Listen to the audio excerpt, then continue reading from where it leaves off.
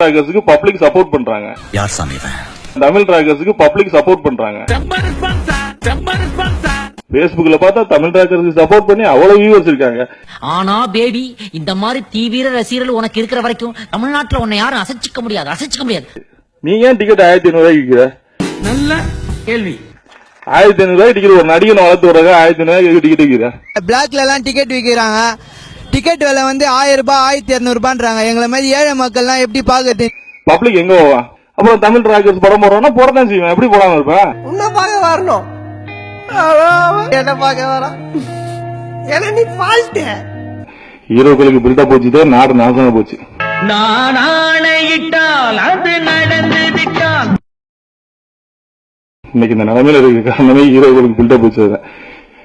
ஹீரோக்களுக்கு build up போச்சதுனால நிறைய director காணாம போயிட்டாங்க.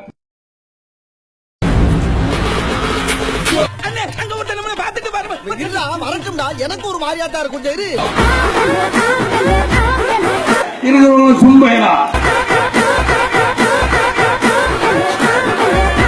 என்ன தெரிகிறது? இதுல ஒரு நடிகர் வந்து நான் தயாரிப்பாளர் சங்கத்தை காப்பாத்த வரேன்னு வர்றாரு. பேட்டரியே நிக்காத மொபைலுக்கு இருக்கு அவ்வளவு வச்சு படம் எடுத்த 15 தயாரிப்பாளர் ரோட்ல நிக்கிறாங்க. அவங்களை காப்பாத்துறதுக்கு இங்க வழி இல்ல. தயாரிப்பாளர் சங்கத்தை வந்து காப்பாத்த வர்றேன். எதுக்கு? இவங்களுக்கு எல்லாம் இன்னைக்கு வந்து முதல்வர் ஆசை வருது. கொஞ்சம் அரிசி அப்பா சிஎம் அப்பா டெல்லி இது போதும் சார். எந்த விளம்பரம்னாலும் அடிக்குது. காலையில ஒரு நடிகர் வந்து காப்பி குடிங்கன்றாரு. 11 மணிக்கு இன்னொரு நடிகர் வந்து காப்பி குடிங்கன்றாரு. காஃபி தேவைப்படுமே, அதனாலதான் ப்ரோ இன்ஸ்டன்ட்ல இப்ப ஸ்பெஷல் ஆஃபர் கிடைக்குது. ஆனா அவங்க வீட்டுல என் நாட்டிலே காபி டீ பட்டு 59 வருஷம் ஆகிறது. தேவையா உங்களுக்கு? தேவையா உங்களுக்கு காபி? அப்ப நம்ம காட்டையும் கொடுக்கிறோம், கூட்டையும் கொடுக்கிறோம். ஒருத்தர் கொக்கோ கோலா குடின்றாரு, ஒருத்தர் வேட்டி. ஏன்னா தமிழ்நாட்டுல பிறந்த எங்களுக்கு வேட்டி கட்ட தெரியாதா?